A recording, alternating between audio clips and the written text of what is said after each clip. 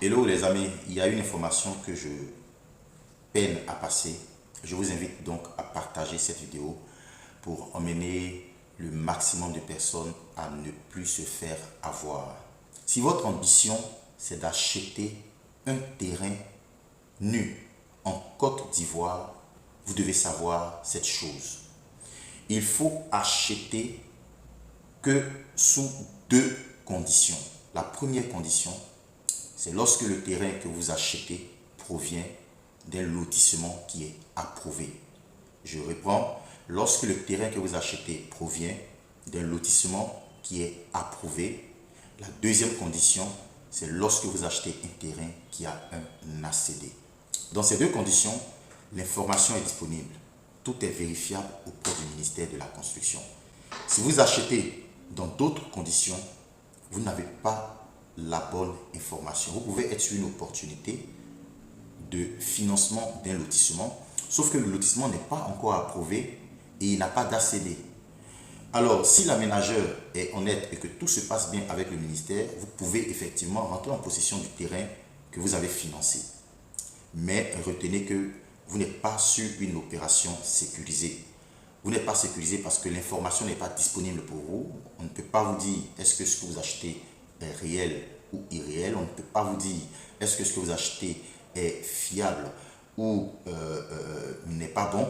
Est-ce que ce que vous achetez va finalement être approuvé ou pas. Donc, tant que vous n'avez pas l'approbation ou l'ACD, rien ne garantit vos droits sur ce lotissement. Et ce que les aménageurs fonciers devraient vous dire, ce n'est pas de vous dire que vous pouvez acheter un terrain à 2,5 millions, je donne un exemple, à 2,5 millions, payable en plusieurs mensualités sur 2 ans. Non, ce n'est pas ça. Ce que les aménageurs devraient vous dire, c'est que vous souscrivez à une opération de lotissement. Et vous devez savoir que lorsque vous souscrivez à une opération de lotissement, vous prenez des risques parce que vous pouvez perdre votre mise. Oui, vous m'avez bien entendu.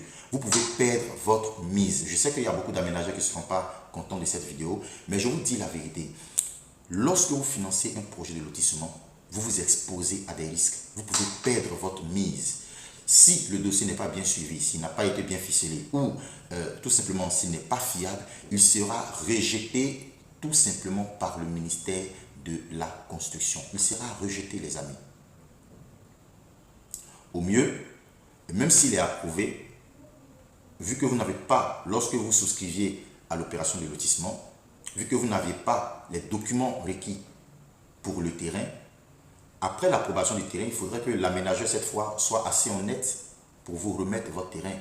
Sauf que ce même terrain-là, il coûte certainement 2 ou 3 fois la valeur de ce que vous avez payé. Je veux dire, à l'instant où on a signé l'approbation, ce terrain aura pris de la valeur.